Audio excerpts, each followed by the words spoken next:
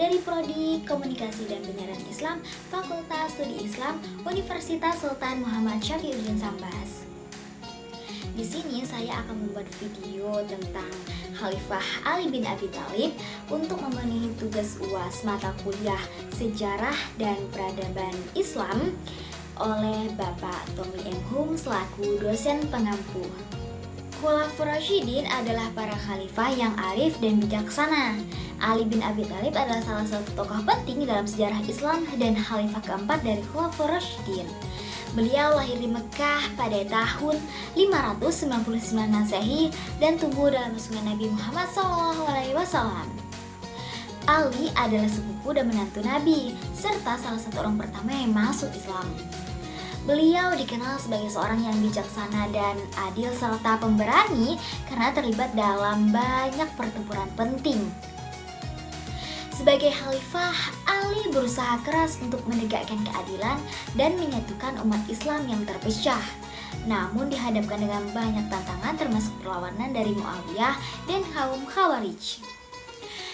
Ali bin Abi Thalib menjadi khalifah setelah Utsman bin Affan.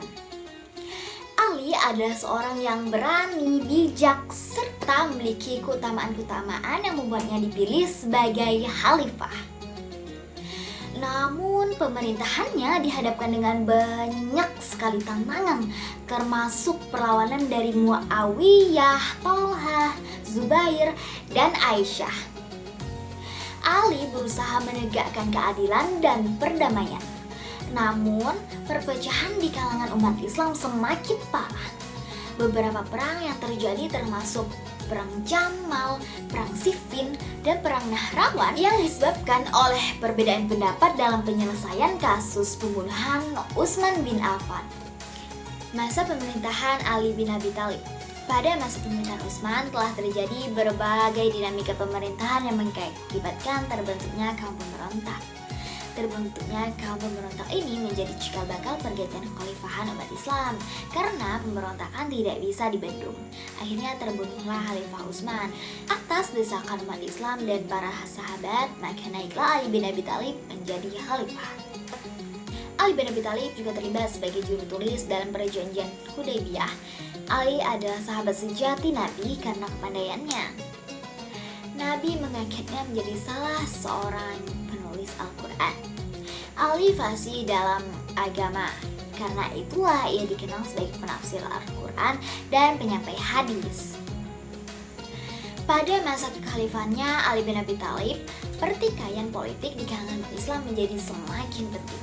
Misalnya terjadi konflik dan peperangan antara Khalifah Ali dengan Aisyah, Thalhah, dan Zubair dalam Perang Jamal, serta pertempuran antara Ali bin Abi Thalib dan Muawiyah yang berakhir dengan tahkim dan berimplikasi pada munculnya mazhab dalam teologi Islam. Ali memerintah selama 6 tahun. Selama ia memerintah, ia mengalami berbagai pergolakan. Tidak ada periode sedikit pun dalam pemerintahannya yang dapat dikatakan stabil. Setelah menjabat sebagai khalifah, ia memberhentikan para gubernur yang diangkat oleh Khalifah Utsman.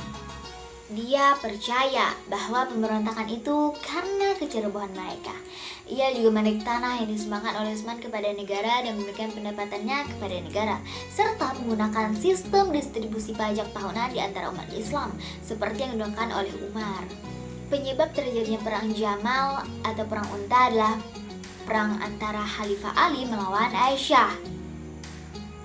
Perang ini terjadi pada tanggal 11 Jumadil Akhir 63 Hijriah atau Desember 696 Masehi, yang waktunya tidak sampai sehari. Perang ini berasal dari perbedaan pendapat antara Sayyidina Ali, Muawiyah, Thalhah, Zubair, dan Aisyah, dan penyelesaian kasus pembunuhan terhadap Khalifah Utsman bin Affan. Berikut ada macam-macam kebijakan pada masa pemerintahan Ali bin Abi Thalib dalam sosial ekonomi. Yang pertama ada pengaturan keuangan negara atau Baitul Mal. Pada masa pemerintahan Khalifah Ali bin Abi Thalib, kondisi Baitul Mal dikembalikan seperti posisi sebelum Utsman bin Affan. Khalifah Ali bin Abi Thalib menerapkan prinsip pemerataan dalam masalah pendistribusian harta Baitul Mal serta memberikan santunan yang sama kepada setiap orang tanpa memandang status sosial atau kedudukannya dalam Islam. Karena kebijakan fiskal dalam pendistribusian pendapatan negara telah menunjukkan keberhasilan dalam rangka mensejahterakan rakyat. Yang kedua, ada pembangunan dan perbaikan tata kota. Era pemerintahan Khalifah Ali bin Abi Thalib terdapat usaha positif yang dilaksanakannya, terutama masalah tata kota. Kufah merupakan salah satu kota yang dibangun pada masa pemerintahan Khalifah Ali bin Abi Thalib. Pembangunan kota Kufah awalnya bertujuan untuk dijadikan basis atau markas kekuasaan dari berbagai desakan para pembangkang. Seiring berjalannya waktu, kota Kufah kemudian berkembang menjadi sebuah kota yang sangat ramai dikunjungi, bahkan menjadi pusat pengembangan ilmu pengetahuan keagamaan. Yang ketiga, zakat, jizyah, dan pajak. Zakat berbeda dengan harta yang lainnya dari segi perolehannya serta beberapa kadar yang harus dikumpulkan atau dibayarkan. Jizyah merupakan iuran wajib atas seorang yang berstatus zimmi atau non-muslim yang berada di wilayah muslim. Jizyah yang harus dibayarkan sesuai dengan keuangan mereka. Beliau menerapkan prinsip perpajakan yang lebih adil, meningkatkan efisiensi pengelolaan keuangan negara, dan mendorong pembangunan infrastruktur untuk mendukung pertumbuhan ekonomi. Selama pemerintahannya, Ali bin Abi Thalib juga menerapkan pajak terhadap hasil hutan dan sayur-sayuran. Yang keempat yang terakhir, menarik kembali tanah yang dibagikan Khalifah Utsman bin Affan kepada keluarganya. Semasa menjabat sebagai khalifah menggantikan Umar bin Khattab, Utsman bin Affan banyak memberikan fasilitas dalam berbagai bidang kepada para kerabatnya.